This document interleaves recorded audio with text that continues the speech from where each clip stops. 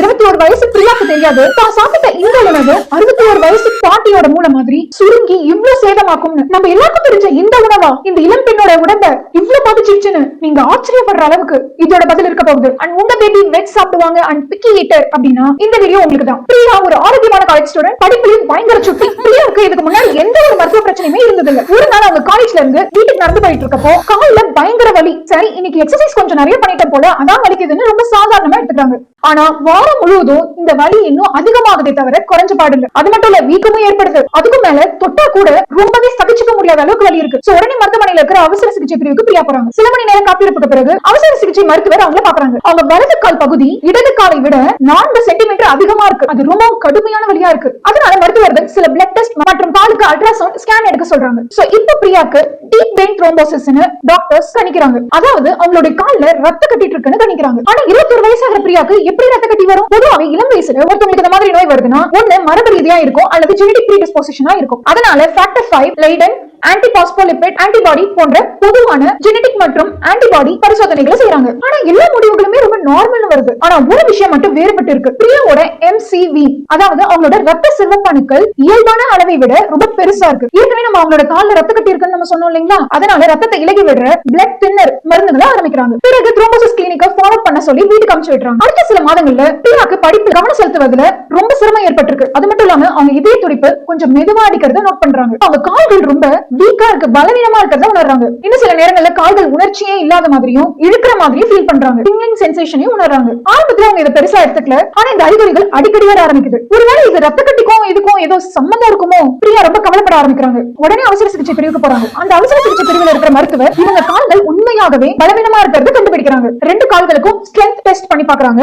5க்கு 4 மட்டுமே இருக்கு. சாதாரணமா 21 வயசாகிற ஆரோக்கியமா இருக்கிற பெண்களுக்கு 5க்கு 5 ஸ்ட்ரென்த் இருக்கணும். அது மட்டும் இல்லாம அவங்க கால்கள்ல உணர்ச்சியும் இல்லன்றத நோட் பண்றாங்க. அவசர சிகிச்சை மருத்துவர் இன்னும் சில பிளட் டெஸ்ட் அவங்க எடுக்க சொல்றாங்க. அதன் பிறகு மூளை, முதுகுத்தண்டு, நரம்பு சம்பந்தப்பட்ட மருத்துவ நிபுணர்களை வர வைக்கிறாங்க. இப்போ இந்த நரம்பு சம்பந்தப்பட்ட டீம் பிரியாவை பரிசோதனை பண்றாங்க. திரும்பியுமே அவங்களோட பிளட் டெஸ்ட் எல்லாமே நார்மல்னு வருது. ஆனா அந்த பெரிய ரத்த சிவப்பணுக்கள் மட்டும் 3 மாசத்துக்கு முன்னாடி ஒரு டெஸ்ட் எடுத்தாங்க இல்லீங்களா, அதை விடவே ரொம்ப பெருசா இருக்கு. இப்போ நரம்பு சம்பந்தப்பட்ட டீம் டாக்டர்ஸ் பிரியாவை பரிசோதிக்கிறாங்க. என்ன பிரச்சனையா இருக்கும்னு பல உடல் ஆய்வுகளை பண்றாங்க. பிரியாவை நடக்க சொல்லி பாக்குறாங்க. பிரியா அவங்க கால்களை சாதாரணமா நடக்கிறத விட ரொம்ப அதிகமான உயரத்துல தூக்கி வைக்கிறத நோட் பண்றாங்க. அதன் பின்னர் பேலன்ஸ் டெஸ்டுக்காக அவங்க 2 கால்களையும் ஒண்ணா சேர்த்து நீ கண்களை மூடி நிக்க சொல்றாங்க. ஆனா பிரியாவால பேலன்ஸ் தக்க வைக்க முடியாம விழுந்துடுறாங்க. மேலும் அவங்களோட உணர்ச்சிகளை பரிசோதித்த போது முழங்காலுக்கு கீழே வைப்ரேஷன்ஸ் உணர முடியல. அது மட்டும் இல்ல அவங்களோட கண்கால்கள்ல ரிஃப்ளெக்ஸும் கிடைக்கல. இப்போ எல்லாம் இந்த சின்ன அறிகுறிகளையும் ஒன்னாக சேர்த்த போது நரம்பிய டீம் ஒரு கன்க்ளூஷனுக்கு வராங்க.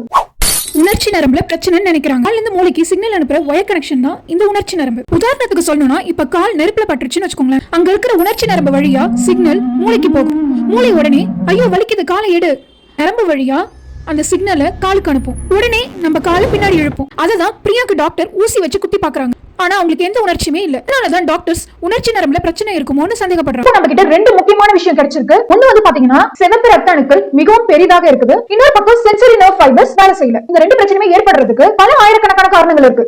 ஆனா இந்த 2 அறிகுறிகளையும் ஒரே நேரத்துல ஏற்படுத்தக்கூடிய எந்த கண்டிஷன் இருக்குன்றத கண்டுபிடிக்க வேண்டிய அவசியம் இருக்கு. சோ அதனால மேலும் பல பிளட் டெஸ்ட் எடுக்கிறாங்க. இந்த முறை லோ தைராய்டு, குறைந்த விட்டமின் B12 அளவு மற்றும் நீண்ட கால மதுபான பயன்படுத்துது ஆகியவற்றை குறிப்பாக சந்தேகப்பட்டு பரிசோதனைகளை நடத்துறாங்க. ஆனா அதுல கிடைச்ச முடிவு விட்டமின் B12 குறைபாடு. நம்ம நினைக்கிற மாதிரி இது சாதாரண விட்டமின் குறைபாடு இல்லங்க, ரொம்ப ஆபத்தான அளவு குறைஞ்சிருக்கு. சில மணி நேரம் காத்திருந்ததுக்கு அப்புறம் பிரியாவோட பிரெயின் MRI ரிப்போர்ட் வருது. அதோட ரிப்போர்ட்டும் இன்னும் குண்டு தூக்கி போட்ட மாதிரி பெரிய அதிர்ச்சியை கொடுத்துச்சு. டாக்டர்ஸ் இது பிரியாவோட ஸ்கேன் தானா இல்ல வேற ஏதாவது மாத்தி கொடுத்துட்டீங்களா அப்படின்னு சந்தேகப்படுற அளவுக்கு அவங்களோட மூளை அவங்க வயசை விட கிட்டத்தட்ட 40 வயசு அதிகமா இருக்கிறவங்களோட மூளை மாதிரி இருக்கு. மூளை இயல்பான சைஸை விட ரொம்ப சின்னதா சுருங்கி இருக்கு. இது எல்லாமே ரொம்ப ரொம்ப மோசமான விட்டமின் B12 குறைபாடோட அறிகுறிகள். இதனாலதான் பிரியா கவனம் செலுத்துறது கம்மியாகி இருக்கு. சொல்ல போனா இது வரைக்கும் நடந்த எல்லாத்தையுமே கிடைச்சுங்க. ரத்த கட்டி முதல் நரம்பு பிரச்சனை வரைக்கும் எல்லாத்துக்குமே காரணம் இந்த விட்டமின் B12 குறைபாடு தான். விட்டமின் B12 ஏன் இவ்வளவு முக்கியம்? விட்டமின் B12 தான் மைலின் உருவாக்குறதுக்கு ரொம்பவே அவசியம். மைலின் என்றது ஒரு 5G இன்டர்நெட் மாதிரி. நம்ம ஏற்கனவே கால்ல இருந்து மூளைக்கு சிக்னல் அனுப்புற ஒயர் கனெக்ஷனை தான் உணர்ச்சி நரம்புன்னு சொன்னோம் இல்லைங்களா? அந்த சிக்னலை ரொம்ப வேகமா அனுப்புறது தான் இந்த மைலினோட வேலை. ஆனா விட்டமின் B12 குறைபாடால மைலின் உருவாகிறது கம்மியாகி இருக்கு. அதனாலதான் பிரியாவோட கால்ல டாக்டர் ஊசி வச்சு குத்திக்கணும் எந்த சிக்னலும் மூளைக்கு போகல. கால்கள் உணர்ச்சி இல்லாம இருந்திருக்காங்க. நார்மலா தூக்கி வைக்கிறத விட ரொம்ப ரொம்ப உயரமா தூக்கி வச்சிருக்காங்க. அப்பயாவது கால் தரையில தான் வைக்கிறோமான்ற உணர்ச்சி நமக்கு தெரியுதா அப்படின்னு பாக்குறதுக்காக. ரத்தம் உயரத்துல கூட விட்டமின் B12 பங்கு இருக்கு. ஆனா அது கொஞ்சம் சிக்கலான விஷயம், அதனால கவனமா கேளுங்க. விட்டமின் B12 ஒரு புரோட்டீனை இன்னொரு புரோட்டீனா மாத்துறதுக்கு உதவுது. ஆனா உடம்புல விட்டமின் B12 குறைபாடு இருந்தா இந்த மாற்றம் நடக்காது. ஹோமோசிஸ்டின் என்ற புரோட்டீன் அதிகமா சேர ஆரம்பிக்கும். இது ஒரு சாதாரண அமினோ ஆசிட்ஸ் தான், நம்ம எல்லாரோட உடம்புலயுமே இருக்கும். ஆனா இது ரொம்ப அதிகமான அளவுல இருந்துச்சுன்னா ரத்த கட்டுதல் உருவாகும் ஆபத்தை அதிகரிக்கும். இந்த பிளட் கிளாட் மூளைக்கு போகக்கூடிய ரத்த குழாயில அடைப்பு ஏற்பட்டா அது ஸ்ட்ரோக்னு சொல்றோம். அதுவே இருதயத்துக்கு போகக்கூடிய ரத்த குழாயில அடைப்பு ஏற்பட்டா ஹார்ட் அட்டாக் அப்படின்னு சொல்றோம். அதுவே கால்களுக்கு போகக்கூடிய ரத்த குழாயில அடைப்பு ஏற்பட்டா அதை டீப் வெயின் த்ரோம்போசிஸ் சொல்றோம். அதனாலதான் பிரியாக்கு first doctors deep vein thrombosis இருக்கு, கால்ல வந்து ரத்த கட்டிட்டு இருக்குன்னு டாக்டர்ஸ் கணிச்சிருக்காங்க. இது ஃபைனலா இதுக்கான காரணத்தை நம்ம கண்டுபிடிச்சாச்சு. ஆனா அது மட்டும் போதாது. ஆனா விட்டமின் B12 இவ்வளவு இளமையான ஒரு 21 வயசு பொண்ணுக்கு ஏன் இவ்வளவு குறைஞ்சிருக்கு? அதுக்கான காரணம் நம்ம தெரிஞ்சுக்கணும் இல்லையா? இப்ப டாக்டர்ஸ் பிரியாவோட உணவு முறையை கேட்டு ரொம்ப ஆச்சரியப்பட்டு போறாங்க. ஏன்னா பிரியா வெறும் bread, French fries, idli, dosa, cereals, அதாவது நம்ம கெலாக்ஸ் மாதிரிங்க பால் சேர்க்காம சாப்பிட்டுருக்காங்க. முக்கியமா இவங்க சின்ன வயசுல இருந்தே ஒரு பிக்கி ஈட்டர். எந்த ஒரு அசைவ உணவுமே இவங்க சின்ன வயசுல இருந்து சாப்பிட மாட்டாங்க. மீன், முட்டை, பால், எந்த ஒரு இறைச்சி உணவுமே அவங்க எடுத்துக்க மாட்டாங்க. பொதுவா இந்த விட்டமின் B12 குறைபாடு ஏற்படுறதுக்கு ரெண்டு முக்கியமான காரணம் இருக்கும். ஒண்ணு, அவங்க அந்த உணவை எடுத்துப்பாங்க, ஆனா அவங்க உடம்பு அந்த சத்து உறிஞ்சிருக்காது, இல்லனா ஆட்டோ இம்யூன் டிசார்டரா இருக்கும். ஆனா பிரியாவோட கேஸ்ல அவங்க விட்டமின் B12 நிறைந்த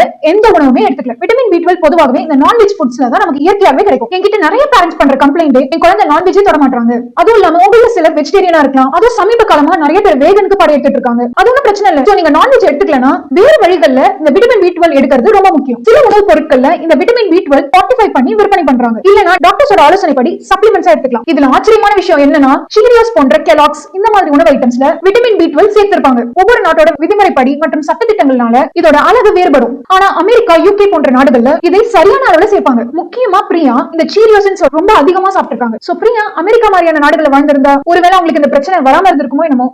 சரி, பிரியாக்கு இப்போ விட்டமின் B12 குறைபாடுன்னு கண்டுபிடிச்சாங்க. உடனே விட்டமின் B12 இன்ஜெக்ஷன் போடுறாங்க, தினமும் போடுறாங்க, வார கணக்குல போடுறாங்க, வருட கணக்குல போடுறாங்க, கூடவே சைக்காலஜி தெரபிக்கும் போறாங்க. ஆனா எவ்வளவு ட்ரை பண்ணியும் அவங்களால நான்வெஜ் சாப்பிட முடியல. சோ அவங்களுக்கு வாழ்க்கை முழுக்க விட்டமின் B12